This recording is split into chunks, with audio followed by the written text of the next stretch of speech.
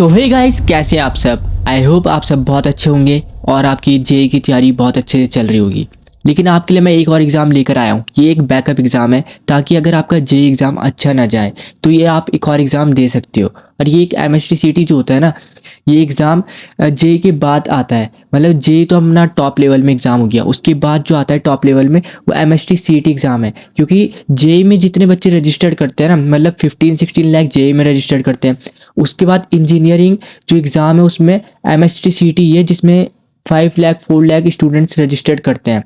इसके अलावा और कम होते जाते हैं। लेकिन जेई के बाद ये highest number of registration MSTCT exam में ही होते हैं। और वैसे भी ये महाराष्ट्र का एग्ज़ाम है, एक स्टेट लेवल का, इसलिए यहाँ पे ना सारे जितने भी महाराष्ट्र के कॉलेजेस होते हैं उसके लिए एग्ज़ाम होता है। इसलिए महाराष्ट्र तो अपने आप में जगह इतनी अच्छी है, इस वजह से वहाँ के लिए एग्ज़ाम होता है ये। और वहाँ पे तो सब कुछ जाना चाहते हैं, इसलिए एग्ज़ाम आप ज़रूर देना। एमएसटीसीटी एग्ज़ाम आपको देना ही देना है ज़रूर। जेई में इतनी ज़्यादा सीट्स नहीं होती है, इसलिए वहाँ पे बहुत ज़्यादा कंपटीशन भी है।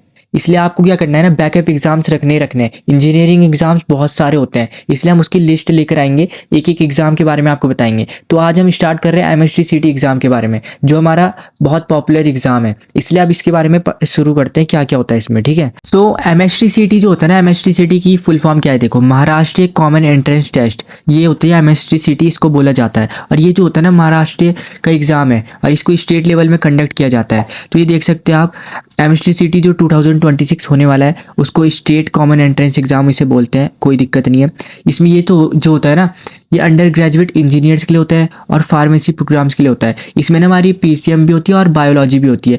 पीसीएम तो हमारी इंजीनियरिंग के लिए हो गई, जो इंजीनियरिंग कॉलेज है उसमें लेने के लिए एडमिशन। जो हमारे फार्मेसी प्रोग्राम्स होते हैं ना, उसके लिए भी इसके थ्रू हम एडमिशन ले सकते हैं, इसलिए बायोलॉजी वाले भी इस एग्ज़ाम को दे सकते हैं, ठीक है। लेकिन जो कॉलेजेस होंगे वो सारे महाराष्ट्र के ही होंगे। और देखो, आपके लिए इस बार बहुत अच्छी न्यूज़ भी आई है। ये इसी साल से हो रहा है, ये अभी परसों ही न्यूज़ आई है, परसों या फिर कल न्यूज़ आई है ये, ठीक है। ये जो एग्ज़ाम होगा ना, ट्वाइस इन अ ईयर होगा, ठीक है। इस बात का ध्यान रखना, इस साल ये 2 बार एग्ज़ाम होने वाला है और आपको दोनों बार एग्ज़ाम देना है, ताकि आपको महाराष्ट्र का एक अच्छे से अच्छा कॉलेज मिल सके। और ये तो आपको बता ही दिया मैंने कि एग्ज़ाम लेवल जो ये स्टेट लेवल का एग्ज़ाम है। अब देखो, इसमें ना बहुत अच्छी चीज़ है, 2022 में जब ये एग्ज़ाम हुआ था ना, तब 2,87,000 स्टूडेंट्स ने इसको रजिस्टर्ड किया था। लेकिन अपियर कितने हुए थे, सिर्फ 2,32,000 अपियर हुए थे, मतलब 81% के अप्रॉक्स। और जब ये 2023 में हुआ तो थोड़े से बच्चे बढ़ गए, 3,33,000। लेकिन अपियर्ड कितने हुए, 3,13,000, मतलब 94%, बहुत ज़्यादा बढ़ा है।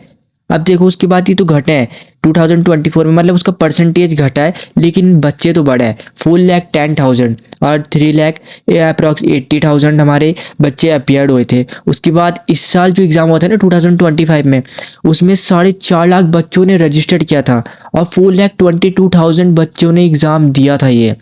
और देखो 91% है ये, और इस बार तो और भी ज़्यादा होंगे। तो अप्रॉक्स हम मान लेते हैं कि इस बार रजिस्टर्ड करेंगे 5 लाख, और 5 लाख मतलब 4,90,000 हमारे एग्ज़ाम में अपियर्ड होंगे, ठीक है। इस बार थोड़ा कंपटीशन और बढ़ेगा, लेकिन देखो जेई से तो कम ही कंपटीशन है। जेई में तो इस साल 15 लाख 16 लाख इतने पहुँच जाएंगे, इसलिए हमारा थोड़ा कंपटीशन तो इसमें कम है। इसमें सिर्फ 5 लाख रजिस्टर्ड होंगे और इसमें कॉलेजेस भी बहुत है, और वो भी महाराष्ट्र के टॉप की कॉलेजेस हैं। देखो मैं आपको दिखाता हूँ। देखो, सबसे पहले तो इसमें ये देख लेते हैं हम कि इसमें पार्टिसिपेटिंग कॉलेज कौन कौन से होते हैं। देखो, इसमें 350 प्लस कॉलेजेस पार्टिसिपेट करते हैं, ठीक है। अब देखो, इसमें गवर्नमेंट कॉलेजेस भी होते हैं, हमारे यूनिवर्सिटी कॉलेजेस भी होते हैं, और गवर्नमेंट एडेड प्राइवेट कॉलेजेस भी होते हैं, और प्राइवेट अनएडेड कॉलेजेस भी होते हैं, ठीक है। अब मैं आपको टॉप कॉलेजेस दिखा देता हूँ, इसके कौन कौन से टॉप कॉलेजेस हैं। देखो, ये इसके टॉप कॉलेजेस है। ये COEP ये पुणे में है, और ये सबसे टॉप का कॉलेज है। क्यों है ये टॉप का कॉलेज, क्योंकि इसका हाईएस्ट पैकेज जो है ना वो 87 LPA का है, और एवरेज पैकेज जो है 12 LPA का है। बिल्कुल IIT की टक्कर का कॉलेज है ये, कॉलेज ऑफ इंजीनियरिंग, COEP बोला जाता है इसे, ठीक है। इसके बाद आता है हमारा वीरमाता जीजाबाई टेक्नोलॉजिकल इंस्टीट्यूट। ये जो कॉलेज है ये मुंबई में, और मुंबई तो भाई प्लेस ही मज़ेदार है, वहाँ पे तो कंपनियां आती हैं। और इसका हाईएस्ट पैकेज 57 LPA है और एवरेज 13 LPA है। और आप और भी सब देख सकते हैं, ये इतने सारे हैं, ठीक है। Maharashtra institute of technology world peace university है, इसका भी 51 LPA है और एवरेज 7 LPA है। और आप ये सब देख सकते हैं, ये कुछ इंपॉर्टेंट है, और ये टॉप के कॉलेजेस बता रहा हूँ मैं, जिसमें आपको जाना ही जाना है, इसका टारगेट आपको लेना ही लेना है, ठीक है। अब बात कर लेते हैं एग्ज़ाम पैटर्न कैसा होगा इंजीनियरिंग स्टूडेंट्स के लिए। देखो, इसमें बायोलॉजी भी होती है, लेकिन वो किसके लिए होती है, वो फार्मेसी वालों के लिए होती है। लेकिन हमें क्या करना है, हमें तो इंजीनियरिंग स्टूडेंट्स के बारे में बात कर रहे हैं हम इसमें। तो देखो इसमें जो एग्जाम पैटर्न इंजीनियरिंग स्टूडेंट्स के लिए होता है ना, वो क्या होता है, देखो इसमें हमारे दो पेपर होते हैं, एक पेपर 1 होता है, पेपर 2 होता है। पेपर 1 में सिर्फ मैथमेटिक्स आएगी और उसमें हमारे टोटल 50 क्वेश्चन होंगे। 10 क्वेश्चन जो होंगे वो 11th स्टैंडर्ड के होंगे और 40 क्वेश्चन जो होंगे वो हमारे 12th स्टैंडर्ड के होंगे।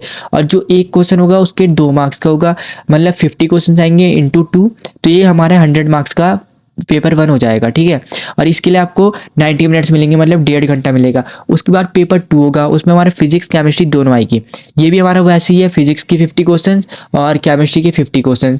10 हमारे उससे आ जाएंगे 11 से, और 40 जो आ जाएंगे हमारी 12 से आ जाएंगे।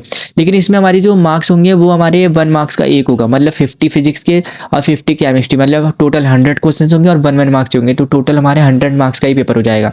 तो टोटल पेपर जो होगा हमारा वो 200 मार्क्स का होगा और आपको टाइम दिया जाएगा 3 आवर्स का, 1.5 घंटा पेपर 1 के लिए और 1.5 घंटा पेपर 2 के लिए। तो देखो ये तो बात हो गई हमारी एग्जाम पैटर्न की, लेकिन इसमें एक बहुत अच्छी बात है, मैं आपको बता देता हूँ कि इसमें नेगेटिव मार्किंग नहीं होती है और ये आपके लिए बहुत ही ज़्यादा अच्छी बात है। नेगेटिव मार्किंग नहीं होगी तो कुछ बच्चे क्या करते हैं, अब आराम से अपना कुछ भी कर आ जाते हैं, ठीक है, किसी पे भी टिक मार देते हैं, क्योंकि होना तो पूरा पेपर MCQs बेस्ड है, इसलिए इसमें नेगेटिव मार्किंग नहीं है। इसलिए आपको बहुत अच्छे से सोच समझ के पेपर को करना है, अच्छे से अच्छे मार्क्स लेकर आने। तो अब बात करते हैं इसकी एलिजिबिलिटी क्राइटेरिया की। तो देखो बस एलिजिबिलिटी यही है कि आपको इंडियन होना ज़रूरी है, एज लिमिट कोई लिमिट नहीं है इसमें। और आपके 12th में क्या होना चाहिए, 12th में आपके फिजिक्स मैथमेटिक्स मैंडेटरी सब्जेक्ट्स हैं, और with either one from chemistry biology, या तो आपकी केमिस्ट्री हो सकती है या फिर बायोलॉजी हो सकती है, ठीक है। अब देखो इसमें आपको 45% मार्क्स लाने जनरल के लिए, और अदर बैकवर्ड जो कैटेगरीज है उनको 40% मार्क्स है, ज़्यादा नहीं है, बस इतना ध्यान रखना इंडियन होनी चाहिए एलिजिबिलिटी, ठीक है। और इसमें देखो सीट रिजर्वेशन होता है, देखो महाराष्ट्र का एग्ज़ाम है, इसलिए जो बच्चे होते हैं ना वहाँ के, उनके लिए 85% सीट्स रिजर्व्ड रहती हैं, और जो 15% सीट्स होती है वो ऑल ओवर कोटा में आ जाती है, ठीक है, ऑल ओवर कोटा में आ जाती है 15% सीट्स। लेकिन 85% तो होम स्टेट के लिए रहती है, जितने भी महाराष्ट्र के बच्चे होंगे उनके लिए ये सीट्स रिजर्व्ड रहती है, ठीक है, इसमें सीट रिजर्वेशन तो है। अब देखो इसके मार्क्स वर्सेस परसेंटाइल की बात करें तो देखो टोटल जो मार्क्स होंगे वो हमारे 200 मार्क्स का पेपर होगा।